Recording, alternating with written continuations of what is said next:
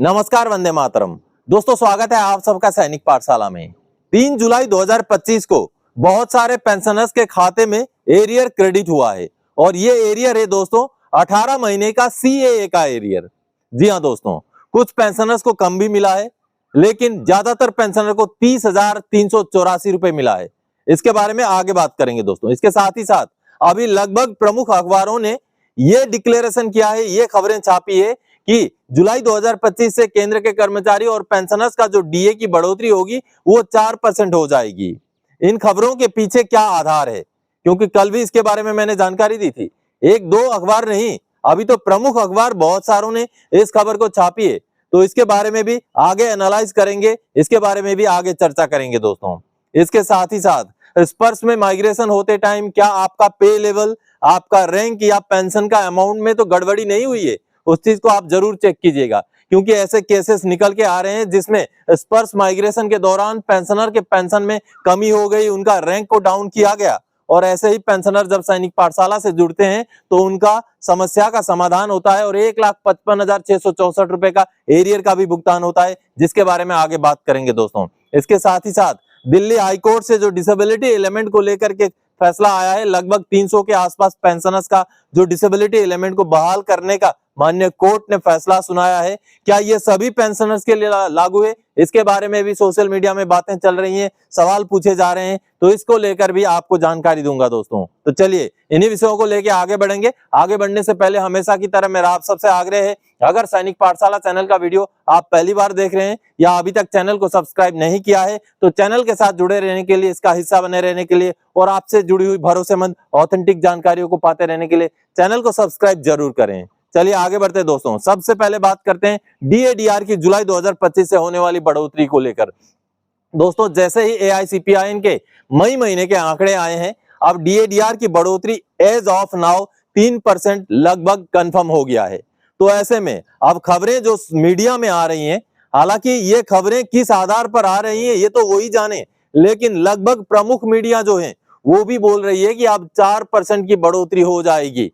ये तो वैसे ही बात है, 2024 की बात है, जब मैं बोलता था कि 4% की बढ़ोतरी होगी तो मीडिया में, सोशल मीडिया में ये चल रहा था कि 3% की बढ़ोतरी होगी, जब डीए 46% से 50% होना था। लेकिन जा करके 4% की ही बढ़ोतरी हुई है, क्योंकि एआईसीपीआईएन के आंकड़ों के बेस पर 4% ही निकल रहा था। और अब की बार जो खबरें निकल रही है दोस्तों, आपको ये खबरें आप देखिए, इसमें फाइनेंशियल एक्सप्रेस की सबसे पहले खबर है, जो कि बहुत जाना माना अखबार है और ये बोलता है डियरनेस अलाउंस हाइक जुलाई 2025, सेंट्रल गवर्नमेंट एम्प्लॉइज में गेट 4% डीए इंक्रीज, सी कैलकुलेशन। देखिए, अब इंडिया टुडे भी बोलता है DA hike July 2025 4% increase likely for central government employee. उसके बाद देखिए ईटी नाउ बोलता है last big hike before 8 pay commission, DA likely to rise 4% from July. अगला देखिए अखबार, ये अखबार है हिंदुस्तान, ये बोलता है 4% बढ़ सकता है कर्मचारियों का महंगाई भत्ता, मोदी सरकार दे सकती है बड़ा तोहफा। आगे दोस्तों आज तक भी बोलता है कि 7वें पे कमीशन सरकारी कर्मचारियों के लिए खुशखबरी, 4% बढ़ सकता है डीए, जानिए कब होगा ऐलान। उसके साथ ही साथ मनी कंट्रोल ये बोल रहा है जुलाई में 4% बढ़ेगा महंगाई भत्ता, इतनी बढ़ आएगी सैलरी।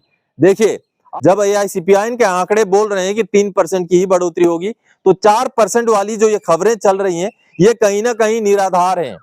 दोस्तों, मैं बोल रहा हूं आपको कि 3% की बढ़ोतरी होगी, क्योंकि अब आगे जून महीने का एआईसीपीआईएन का आंकड़ा आना है।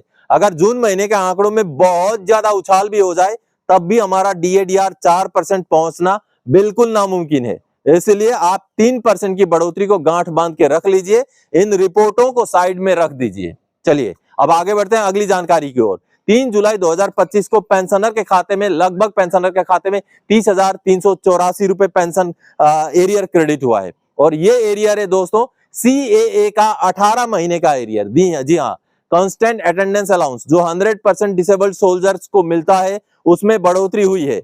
जब डीएडीआर हमारा 50% हो गया, उसके बाद कांस्टेंट अटेंडेंस अलाउंस को बढ़ा करके 6,750 से 8,438 रुपए कर दिया गया यार, यानी कि हर महीने का 1,688 रुपए का बढ़ोतरी। और ये बढ़ोतरी जनवरी 2024 से लागू था, तो जनवरी 2024 से लेके जून 2025 तक का 18 महीने का ये डीआर दिया गया है, 1688 रुपए इंटू 18 महीना करने से 30,384 रुपए ही होता है। और पेंशनर के खाते में, बहुत सारे पेंशनर्स के खाते में 3 जुलाई को 30,384 रुपए क्रेडिट हो गए हैं। ये आप मैसेजेस देख पा रहे हैं। लेकिन कुछ पेंशनर्स के खाते में कम भी पेंशन जो है ये एरियर क्रेडिट हुआ है। तो कुछ वीडियो मैसेजेस, कुछ व्हाट्सएप मैसेजेस हैं, उनको पहले देख लीजिए, आप सुन लीजिए। राम राम सर। सर आपने 4 महीने 5 महीने पहले बताया था सर मेरे को कि अटेंडर अलाउंस बढ़ गया है जो 100% डिसेबल होती है, और सर वो मेरा आज क्रेडिट हो गया है 30,384 रुपए सर। सर इसको मैं आपसे सर काफी दिनों से जुड़ा हुआ हूँ सर, और मेरे आपकी वजह से मेरे बहुत काम बने हैं सर। जब से मैं आपसे जुड़ा हूँ, मैं औरों को भी गाइड करता हूँ कि सैनिक पाठशाला का वीडियो ज्वाइन करें, और आप अपना सारा रुका हुआ जो आपका क्रेडिट बन रहा है वो सब कुछ आपको मिलेगा। और ये जो मैसेज आप देख पा रहे हैं दोस्तों, जिसमें पेंशनर के खाते में केवल 10,128 रुपए ही क्रेडिट हुए हैं। और ये पेंशनर ने जानकारी दी है कि केवल 6 महीने का ही CAA का एरियर उनको मिला है। उन्होंने जो वॉइस मैसेज दिया है उसको सुन लीजिए। सर सिपाही प्रदीप कुमार, मुझे कल एक मैसेज आया, इसमें 6 महीने का CAA का एरियर डाला गया है, जबकि ये 1.5 साल का आना था। मुझे इस सर्कुलर के बारे में व्हाट्सएप में जानकारी दें प्लीज। तो आप सबने देखा दोस्तों, बहुत सारे पेंशनर्स को 3 जुलाई को CAA का 18 महीने का एरियर क्रेडिट हो गया है। लेकिन अगर किसी को 30,384 से कम पैसा क्रेडिट हुआ है तो उन पेंशनर्स को ग्रीवेंस डालना है, क्योंकि 18 महीने का जो एरियर बन रहा है वो 1688 रुपए का डिफरेंस के हिसाब से 30,384 बन रहा है। किसी को कम मिला है, जैसे इन पेंशनर को मिला था जिनका अभी मैंने दिखाया, तो आप ग्रीवेंस जरूर डालें। दोस्तों आप सबको क्लियर कर दूं, ये 18 महीने का DADR का एरियर नहीं है, ये 18 महीने का CAA कांस्टेंट अटेंडेंस अलाउंस का एरियर है। चलिए अब अगली जानकारी की ओर आगे बढ़ते हैं। स्पर्श के माइग्रेशन के दौरान बहुत सारे पेंशनर्स का ये पाया गया है कि उनका रैंक डाउन किया गया, या उनका पे लेवल कम कर दिया गया, या तो पेंशन का अमाउंट भी कम कर दिया गया। तो ऐसे पेंशनर्स जब संघर्ष करते हैं तब जाकर के उनका पेंशन की बढ़ोतरी, उनका टोटल एरियर उनको भुगतान हो पाता है। तो ऐसे ही कुछ पेंशनर्स हैं, एक नेवी के पेंशनर हैं जिनका रैंक डाउन कर दिया गया था, अब उनका रैंक सही हो गया है और उनके खाते में 1,55,664 रुपए का एरियर भी क्रेडिट हो गया है, जो आप ये पेमेंट नोट देख पा रहे हैं। तो दोस्तों पेंशनर ने जो वीडियो मैसेज भेजा है उसको आप सुन लीजिए। मैं भारतीय नौसेना से 2001 में रिटायर हुआ था। जब मैं रिटायर हुआ था तो मेरा रैंक पेटी अफसर का था और मुझे पेटी अफसर की पेंशन मिल रही थी। लेकिन इस वर्ष में माइग्रेशन होने से मेरा रैंक डाउन कर दिया और मुझे लीडिंग सीमन की पेंशन मिलने लगी। मैंने कैप्स में, NPO में, रिकॉर्ड ऑफिस में हर जगह कोशिश किया। इस वर्ष में CP ग्राम डाला, लेकिन वहाँ से कोई काम नहीं बना। फिर मैं सैनिक पाठशाला के संपर्क में आया, फिर मुझे वहाँ से गाइडेंस मिला और उन्होंने मुझे गाइड किया। फिर मैंने CP ग्राम डाला। मैंने CP ग्राम 25 मई को डाला था और मेरा 3 जुलाई को रैंक अपग्रेडेशन हो गया। पेटी अफसर का मुझे पेंशन मिलने लगा और मेरा जितना भी एरियर था सब मुझे मिल गया। धन्यवाद सैनिक पाठशाला। तो आप सबने देखा दोस्तों, अगर आपका भी स्पर्श माइग्रेशन के दौरान रैंक डाउन हो गया है, पे लेवल डाउन हो गया है, या पेंशन के अमाउंट में कटौती कर दी गई है, तो आप मुझसे संपर्क कीजिए। आप मेरा व्हाट्सएप नंबर पाने के लिए चैनल को ज्वाइन कर सकते हैं। चैनल को ज्वाइन करेंगे तो आपको व्हाट्सएप नंबर मिलेगा, उसके बाद आप मुझसे संपर्क कीजिए। आपका भी पेंशन सही हो सकता है दोस्तों, अगर गलत आपको भुगतान किया गया है तो।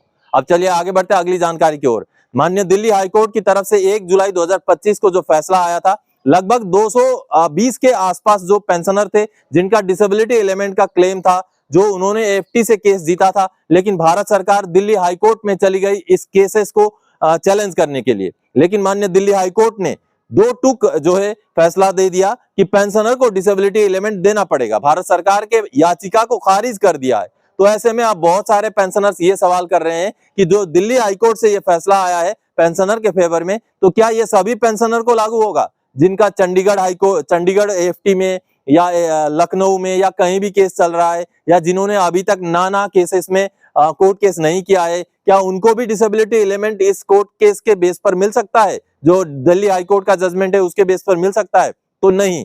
जी हाँ दोस्तों, जिन भी पेंशनर्स का नाम इस दिल्ली हाईकोर्ट के जजमेंट में है, केवल उन्हीं को डिसेबिलिटी एलिमेंट इस ऑर्डर से मिलेगा, बाकियों को नहीं मिलेगा। आप इस तरीके की गलतफहमी मत पालिए कि अब इस जजमेंट के बेस पर सभी को जो है डिसेबिलिटी एलिमेंट मिल जाएगा। ऐसी जानकारियां भी फैल रही हैं, ऐसा कुछ भी नहीं है। केवल उन्हीं को मिल पाएगा इस जजमेंट के बेस पर डिसेबिलिटी एलिमेंट जिनका नाम इस जजमेंट में है, बस उन्हीं को मिलेगा। तो दोस्तों आज के इस वीडियो में इन्हीं जानकारियों के साथ आया था। आगे और कोई जानकारी दायक आपसे सरोकार रखने वाला विषय लेके मैं फिर से हाजिर हो जाऊंगा। तब तक के लिए जय हिंद दोस्तों।